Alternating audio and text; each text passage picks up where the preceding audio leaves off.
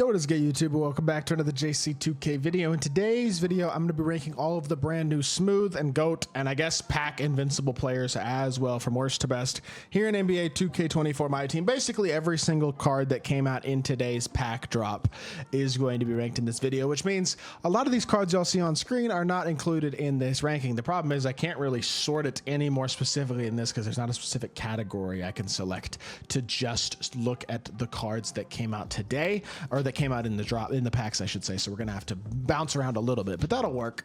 Hope y'all are excited for the video. Before we hop in, if you haven't already, make sure you hit that subscribe button. Help me push towards the 30,000 subscriber mark on the channel. I upload every single day, tons of consistent daily MyTEAM content. Would really appreciate it if y'all do subscribe. And without further ado, let's hop right into it. The worst card in today's drop is without a doubt the free Dark Matter Dirk Nowitzki. Unsurprisingly, the only free card that came out in the gambling drop is the worst one.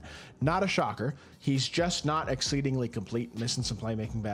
Defensively fine, but not exceptional. Has his own release, has mediocre sigs at best, and like just is not great. He's better than the previous cards that they've been giving us for free for the most part, but as a whole, he's certainly not a top tier option at this point in the game, and I think he is definitely the worst of the cards in today's drop. Next to be Rudy Gobert, I'm sorry, who is a he's not a complete non-shooter now, but he's still kind of limited as a shooter. He's a versatile, decently big who's 7'1" with a 7'8" wingspan. That wingspan is great. He's an exceptional defender, great dunker, but I just don't think he's going to be a huge threat as a shooter from the outside. Now, he does have really good sigs for a Gobert card, and I think he's actually pretty solid, but I don't think he's unbelievably great, and I think he's one of the worst cards in this drop for sure. Next is actually an Invincible, Anthony Edwards. I don't think this Anthony Edwards card is very good at all because he's number one, kind of undersized at point guard, but number two, his release just isn't very good at all. And without a changed release, that's not changing. So combine that without an elite behind the back, not the best fade in the world or anything along those lines either. Yes, the stats and badges are exceptional, but as a whole, the card himself is not unbelievable. He's fine, but he's not insane. I think it's totally fair to put him pretty low on the list because of that release. Next, we have the Dirks, specifically the two Dark Matter Dirks, the power forward, a center, and power forward, small forward versions of Dirk, because their size is not as valuable as Dirk at his other positions. And I still think I think there's a gap between those other Dirks and this Dirk, just by at least a slight bit.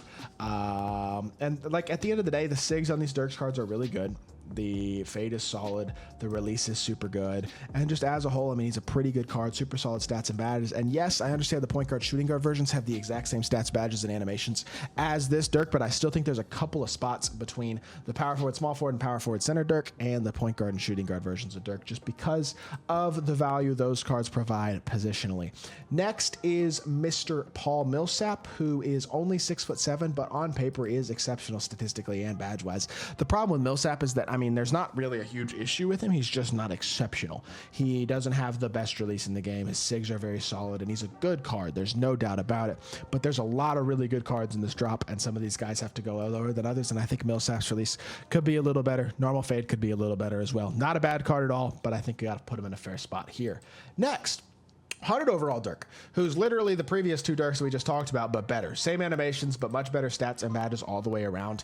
And I think I will put him above Millsap, and the other one's not above Millsap just because of the improvement in the badge completeness mainly, and statistically slightly better across the board as well. Certainly doesn't hurt. It's not hugely noticeable, I don't think, but it's enough to put him a couple spots higher, and I think that's a fair slot for this Dirk. Now, after this, we get to Invincible power forward center Bam Adebayo, who is better than Dirk, in my opinion, better than 100 overall Dirk, but only 6'9", is undersized. Admittedly, stats and badges are top tier, as is obviously his animations, and his release is also really good. Bam's had a great release all year, even from day one. He had an Amethyst card that was the best center in the game day one. Like, he has been absolutely exceptional all year as a card. He's just undersized at 6'9", and that does hold the card back, but I would still take him over everybody we've talked about in this list so far, and I think it's a pretty fair slot for him.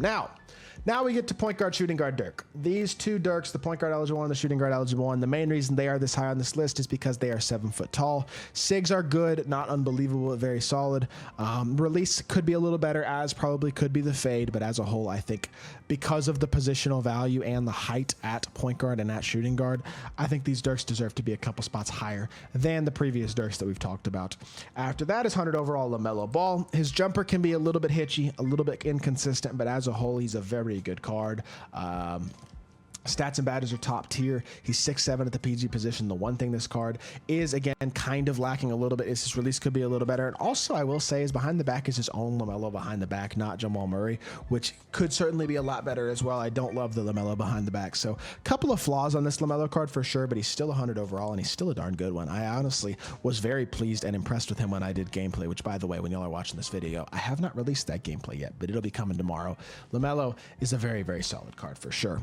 Next is Mr. Kawhi Leonard, the second of, actually the last, I should say, of the pullable Invincibles and the best of them. 6'7" with a 7'3" wingspan, hotspots from literally everywhere, perfect stats, perfect badges, extraordinary card. The only critique on this Kawhi is that his jump shot is a teensy bit slow. That's probably the only thing you could really criticize. And when I say slow, I just mean really, truly not incredibly fast.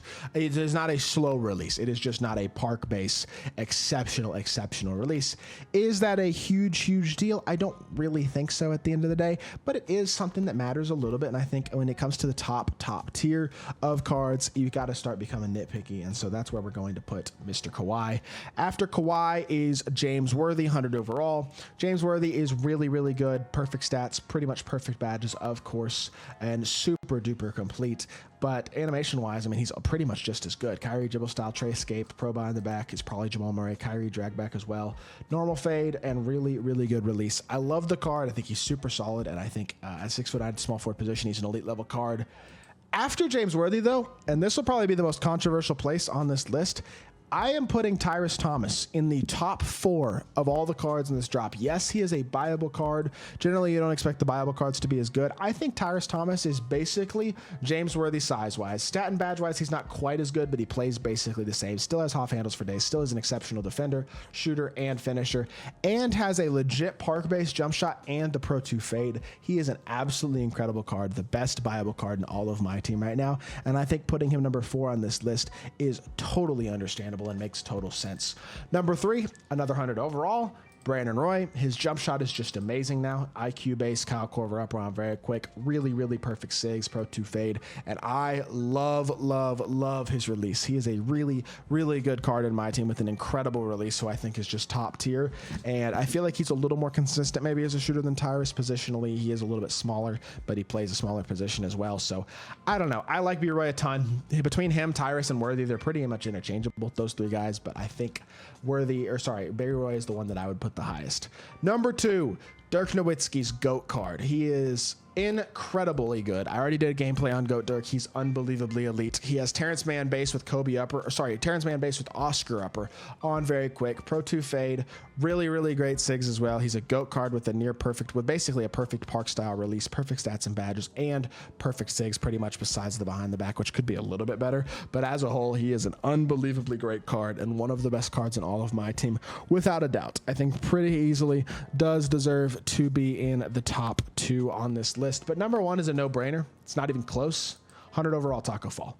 Not even a debate. He's 7'5" with an 8'2" wingspan, and he's 100 overall. Not to mention, actually has a really good release and solid SIGs with Kyrie dribble style, Kemba escape, and John Wall's drag back. He is an insanely good card, especially for a 7'5" big. One of the glitchiest and best cards in all of my team.